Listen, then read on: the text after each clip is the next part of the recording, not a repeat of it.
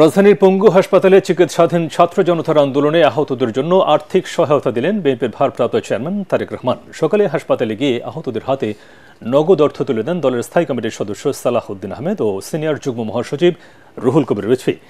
আগামীতে ক্ষমতায় গেলে জুলাই বিপ্লবে আহত সবাইকে পুনর্বাসনের আশ্বাস দেন তারা। আরও জানাচ্ছেন রচনা দাস। জুলাই আগস্টের আন্দোলনের পর 5 মাসে মাত্র 1 লক্ষ টাকা করে সাহায্য পেয়েছে রাজধানীর পঙ্গু হাসপাতালের চিকিৎসাধীন আহতরা। বেশিরভাগ রোগীর চিকিৎসা ব্যয়বহুল ও সময় সাপেক্ষ।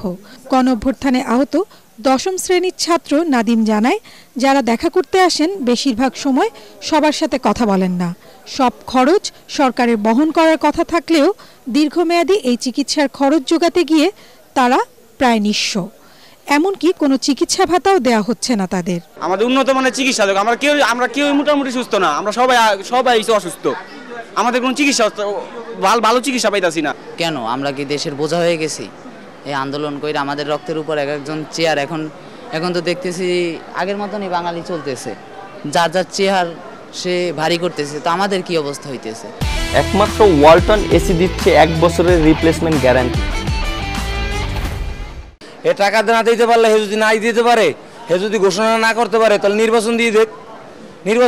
নির্বাচিত সরকার ঘোষণা করুক। কোনো একটা অনুদান আসে না, যদি একটা অনুদান আসে এটা নিয়ে সংস্করণে নিয়ে যায়, আমরা এক টাকাও পাই না। বৃহস্পতিবার হাসপাতালে আহতদের দেখতে যান বিএনপির স্থায়ী কমিটির সদস্য সালাহউদ্দিন আহমেদ ও সিনিয়র যুগ্ম মহাসচিব রুহুল কবির রিজভী।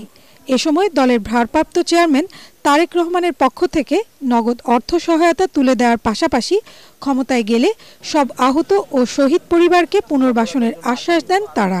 আমরা এই সাহায্য এবং দেখাশোনা আমরা কন্টিনিউ করব। তবে যাদের অবস্থা আমরা দেখলাম যে দেশে সুচিকিৎসা সম্ভব নয়, সেগুলো আমরা চিহ্নিত করে অতি শীঘ্র সরকারের কাছে আহ্বান জানাই তাদেরকে যেন বিদেশে প্রেরণ করা হয়। হাসপাতালে যারাই দেখতে এসছেন তারা এই দৃশ্য দেখার পরেই এই ফেসিবাদী শক্তি কিভাবে এখনো মুক্ত বাতাসে ঘুরে বেড়ায় এবং কিভাবে বাংলাদেশের রাজনীতি করার চিন্তা করে আমার মাথায় আসে না। এর আগে বুধবার পঙ্গু হাসপাতালে আহতদের দেখতে গিয়ে ক্ষোভের মুখে পড়েন স্বাস্থ্য উপদেষ্টা নূরজাহান বেগম। রচনা দাস, ATN বাংলা, ঢাকা।